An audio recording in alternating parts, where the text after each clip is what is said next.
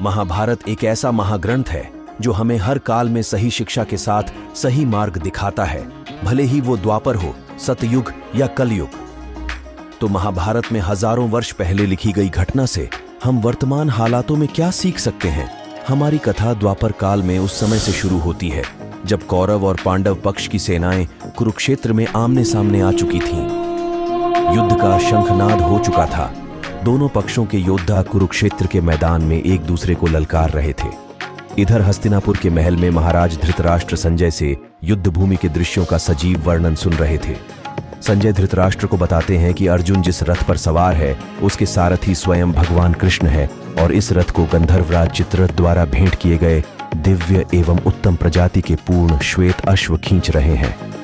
महाबली भीम का रथ रीछ के समान रंग वाले अश्व खींच रहे हैं, तो युधिष्ठिर के रथ पर हाथी दांत के समान श्वेत अश्व जुते हुए हैं जिनकी पूंछ काली है।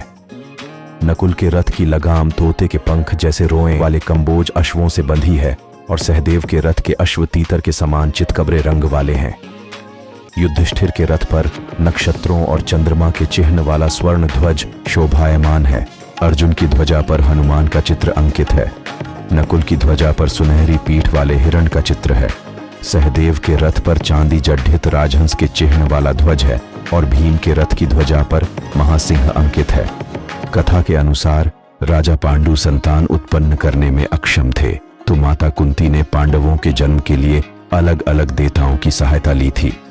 युधिष्ठिर धर्म के पुत्र थे, तो अर्जुन इंद्र के प्रिय पुत्र, भीम वायु के पुत्र थे और नकुल तथा सहदेव अश्विन कुमारों के पुत्र थे। युद्ध कौशल की बात करें तो युधिष्ठिर का सबसे प्रिय अस्त्र भाला था। वो भाला चलाने में पारंगत थे। अर्जुन का धनुष गांडीव दुश्मन में भय पैदा करता था।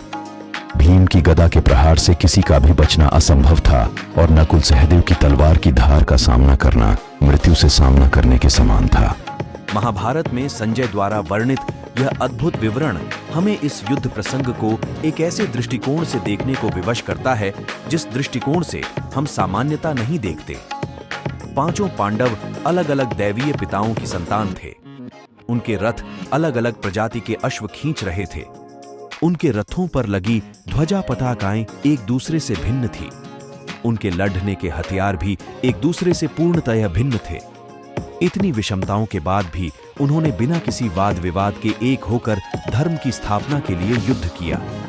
जिसे जैसे और जिस हथियार से और जिस तरीके से युद्ध कौशल दिखाने का मौका मिला उसने दिखाया, क्योंकि पांचों भाइयों का लक्ष्य एक था, अधर्म पर धर्म की विजय और धर्म की स्थापना। आज जिस प्रकार राजनैतिक पार्टियां जातिगत जनगणना की आड़ाडेक में हिंदुओं को बांटने की साजिश कर रही है, आवश्यक है कि समस्त सनातनी समाज महाभारत से शिक्षा ग्रहण करते हुए जात पात, ऊंच नीच और तमाम विषमताओं को त्याग के एक होकर अधर्म के विरुद्ध युद्ध करें। हमारी जाति कोई भी हो, व्यवसाय कोई भी हो, राजनीतिक विचारधारा कोई भी हो, किंतु हमारा उद्देश्य एक होना चाहिए, धर्म स्थापना।